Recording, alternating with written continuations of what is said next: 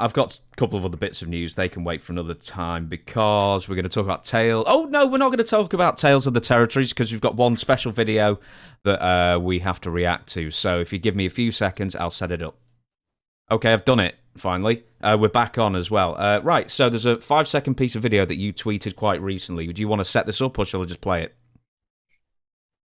We can just play it. Okay, this is 5 seconds for the audio listeners. We'll describe what happens in a second, but here we go.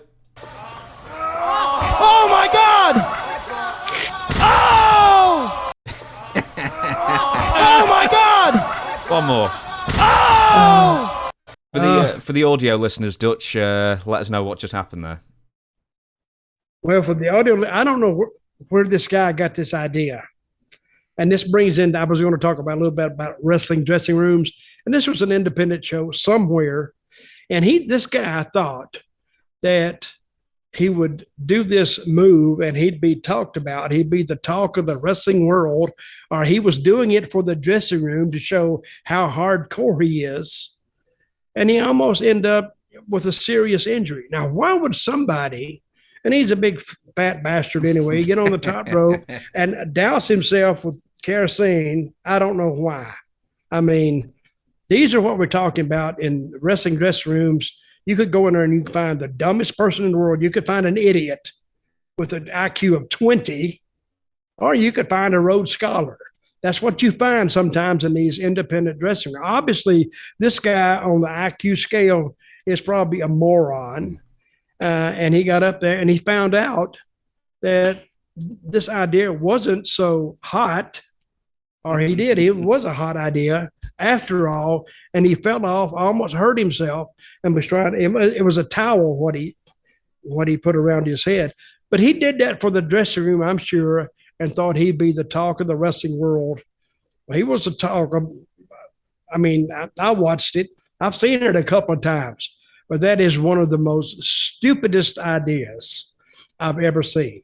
And I've seen some crazy ideas. Guys get on top of high ladders and fall and miss. They don't even hit what they're talking about. They're wanting to hit, setting your head on fire.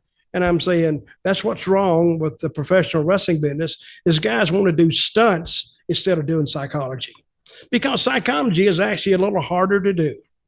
And you got to listen to the people. But apparently he didn't want to do that. He wanted to get up there and set himself on fire, and it didn't end well for him. I bet he had a 3rd-degree burn up there at least. Had to, and he couldn't get it off fast enough. Yeah, well, there's nothing in that head that was worth, which would have caused any sort of like damage. That's mean. That is mean. You should apologize. He's quite, no, I'm going to go on for it. He's clearly not even a half-wit. He must be like a quarter-wit, this guy. How could that have gone any other way? Oh, I don't know. But you cannot go into these buildings and have any kind of fire, because they'll ask you, if you rent the building, are you going to have any kind of pyrotechnics? And if you are, you got to tell them, and then they check your insurance to make sure that's covered in case something goes wrong. See, every time WWE, they used to do all the pirate. Do they still do that? I don't think they do anymore. They stopped it a couple of years ago to save money, despite the fact they were making record profits.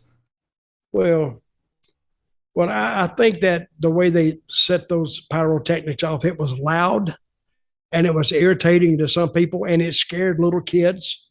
So they did stop it, and they spent a ton of money on that. But if you see pyrotechnics now or fireworks at a WWE show, that has to be cleared. And I'm sure this stunt this guy did, it wasn't cleared at all. And probably the promoter didn't even know. But if I was the promoter of that show and that guy did it, he'd be fired right when he lit it. That's when he was fired. There's half a chance he probably was the promoter. Well, maybe so. But think, what if that had caused the ring to catch on fire, and then the ring burnt down, ruined the floor? You know how much to put a high school gymnasium floor down? You know what it costs? An arm and a leg. About $300,000. That's an expensive floor for those kids to run up and down, and they don't want. And that's why a lot of wrestling promotions are not welcome in high schools anymore, because idiots have gone in there, like this guy, and messed it up for the next promoter that came along. See, one of WWE, I learned this in WWE, is the people that said, I want to leave it better than I found it.